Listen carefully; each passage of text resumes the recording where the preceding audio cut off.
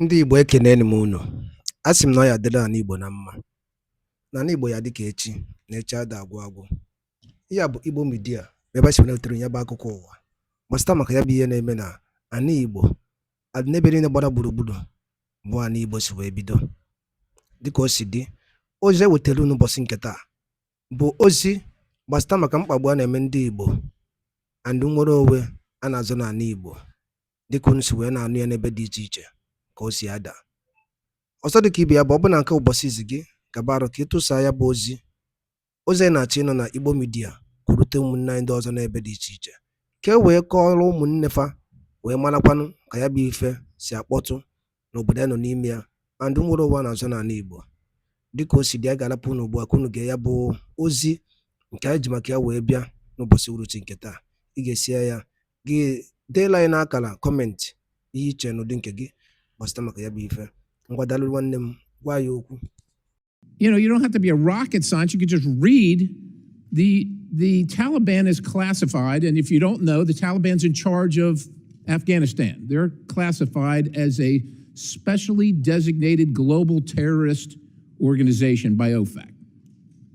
So post 2021, so this is last year, 2024, we spent $697 million of the taxpayers' dollars in Afghanistan, including $534,719,000 in change from USAID in Afghanistan. Afghanistan is ruled by folks named Sarajuddin Haqqani. The Haqqani network mean anything to anybody in the room? How about Abdullah bin Laden? Who gets some of that money? Does that name ring a bell to anybody in the room? Your money, $697 million annually, plus the shipments of cash funds madrasas, ISIS, Al-Qaeda, Boko Haram, ISIS Khorasan, terrorist training camps. That's what it's funding.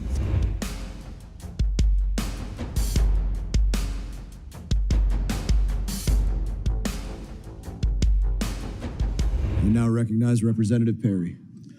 Thank you, Mr. Chairman. USAID was created through executive order in 1961 by President Kennedy, long having lost and strayed from its mission, lost its direction. Even the Clinton administration tried unsuccessfully to reform it. And we spend, I don't know, somewhere between $40 and $50 billion annually on this organization. And with the things that you hear, well, many of us, probably most of us in this room, agree with projecting America's power for the good of all the world around the globe. Quite honestly, if our enemies were asked to design a foreign aid program that would actively undermine the United States of America at maximum cost to the taxpayer, they would be hard-pressed to create a scheme more effective than USAID.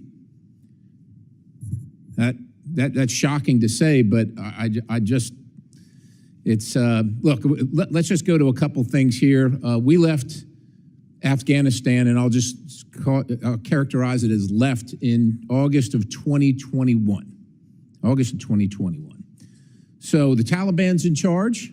Taliban threatens the lives of the NGO personnel distributing USAID. They claim credit for USAID distribution. They interfere with the distribution of USAID aid. They tax the beneficiary of the aid. They tax the delivery service. They steal the food commodities. They divert the funds. They extort citizens for protection for USAID aid. They create sham procurement schemes, and they threaten the lives of those who oppose those schemes. Now, that all occurred before August of 2021, when we were there. Now, you know, you don't have to be a rocket scientist. You could just read the Taliban is classified, and if you don't know, the Taliban's in charge of Afghanistan. They're classified as a specially designated global terrorist organization by OFAC. So post 2021, so this is last year, 2024, we spent $697 million of the taxpayers' dollars in Afghanistan, including $534,719,000 in change from USAID in Afghanistan. I don't know what we think we're going to change in Afghanistan. We lost 22,000, lost or wounded 22,500 Americans in Afghanistan over the course of our term there in the war, spending over $2 trillion. We're just going to keep on spending because somehow we think it's going to get better. And if you're wondering who's in charge of Afghanistan getting the money, and that money I just mentioned, the $697 million is on top of, and is in addition to the weekly to every 10-day shipments in cash of $40 to $80 million. Afghanistan is ruled by folks named Sarajuddin Haqqani. The Haqqani network mean anything to anybody in the room? How about Abdullah bin Laden? Who gets some of that money? Does that name ring a bell to anybody in the room? Because your money, $697 million annually, plus the shipments of cash funds madrasas, ISIS, Al-Qaeda, Boko Haram, ISIS Khorasan, terrorist training camps. That's what it's funding. If you think that the program under Operation Enduring Sentinel entitled Women's Scholarship Endowment, which receives $60 million annually, or the Young Women Lead, which gets about $5 million annually, is going to women who, by the way, if you read the Inspector General's report, is telling you that the Taliban does not allow women to speak in public. Yet somehow you're believing, and American people are supposed to believe, that this money is going for the betterment of the women in Afghanistan. It is not. You are funding terrorism, and it's coming through USAID. And it's not just Afghanistan, because Pakistan's right next door. USAID spent $840 million in the last 20 years on Pakistan's education-related program. It includes $136 million to build 120 schools, of which there is zero evidence that any of them were built. Why would there be any evidence? The Inspector General can't get in to see them. But you know what? We doubled down and spent $20 million from USAID to create educational television programs for children unable to attend the physical school. Yeah, they can't attend it because it doesn't exist. You paid for it. Somebody else got the money. You are paying for terrorism. This has got to end. I yield, Mr. Chairman. Thank you, Mr. Perry. In addition, we don't even have an embassy in Afghanistan. Chair now recognizes the representative from California, Mr. Barra. Thank you, Mr. Chairman. I want to start off by, I know a lot of USAID workers, former workers, alumni are watching this hearing. I want to thank them for their work. They're patriotic Americans. They're out there, they're doing God's work, helping save lives and everything else. And I'm sorry that you guys are caught up in this. So I want to appreciate this on behalf of the United States of America. You guys are patriotic Americans. I've visited with a lot of these folks. I travel a lot, gone into refugee camps, and have seen what they do in terms of life-saving stuff. And again, it's super important work that they do. It represents the best of American values, and it is really sad to see these folks get thrown under the bus.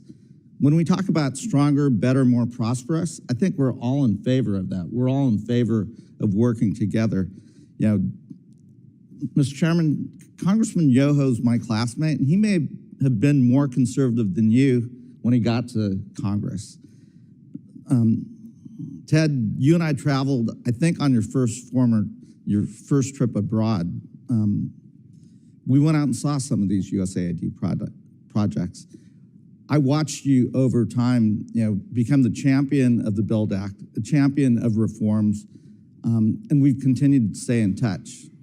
Now, what saddens me about this whole approach, now I'm not going to talk about Elon Musk. I'm not surprised by how he's approaching things, but this isn't Twitter. I don't want a 21-year-old tech bro going through deciding which programs we should continue and not continue. Mr. Chairman, I want us to work and do that work. We can go line by line, or we could hire Mr. Yoho to go through line by line and say, hey, here's the programs that make sense, here's the ones that don't. But that's our job. That's what we're supposed to be doing. That's our oversight. I don't want that 21-year-old tech bro, probably has never traveled anywhere, has no passport, doing our job. Let's do this work together. And I'm not here to defend every USAID program, but I do believe it serves a really important purpose for our values. You know, we've read Heritage Foundation reports. I worry about what's happening in the Pacific Islands. They put out a good report. We've met with them. We're ceding our influence there. We're already seeing China step in and take things over. We're watching in Cambodia and Southeast Asia, programs that are good programs like demining. China stepped in, it's front page news. Let's not shut everything down. Let's make necessary reforms. Let's, as Congressman Yo said, let's focus on humanitarian aid, let's focus on development, and let's look at the programs that do this. For the American people, the most successful development program in the history of the world was the Marshall Plan. That was us. That was the United States of America rebuilding Europe, creating stable democracies, preventing war, lifting hundreds of millions of people out of poverty.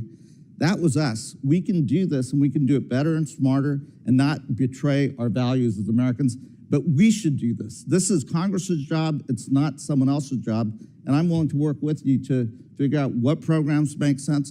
Let's write a foreign aid authorization bill, but let's do it in a smart way. Let's get former administrators in here. Let's us do the work, Democrats and Republicans, to rebuild a better, stronger, more prosperous USAID. Congressman Yo, we're friends, and we've stayed in touch over the years. I appreciate the BUILD Act. That was bipartisan, and your leadership there. I am a little bit worried because I've heard President Trump talk about creating a sovereign wealth fund, perhaps making that DFC's mission. Will you actually talk about the difference between DFC and sovereign wealth fund? Yeah. What I see is the DFC was designed for a specific purpose when we put it together. We wanted to move countries from aid to trade. That was our big thing. And I won't go into why I came up with that. We were on a Codell over in the DRC. And if they want to create a sovereign wealth fund, I think they should do that separately. And I think there was an executive order, in fact, to do that, which is good because if you put it in the DFC, it starts clouding the mission. You know, are we going to do development? Or are we going to do build a trust fund or the sovereign wealth fund? And you start clouding the mission and you get away from what I like to call purity of purpose. The DFC was for hardcore infrastructure projects that will bring in other investors in a region that needs those jobs and the opportunity so that we can wean them off foreign aid. You know, foreign aid by itself has not brought anybody into prosperity. But working together to build that infrastructure, to create that structure there, that brings in the opportunity, outside dollars, and then we create friendships and allies around the world. Great, increases thank you. trade. Mr. Chairman, I'm willing to work. Let's do the work here in Congress in this committee, and let's build a better, stronger, more prosperous And I commend you USAID. guys for saying that. Could I just add something, if I could? Gentleman's time has expired. I do think.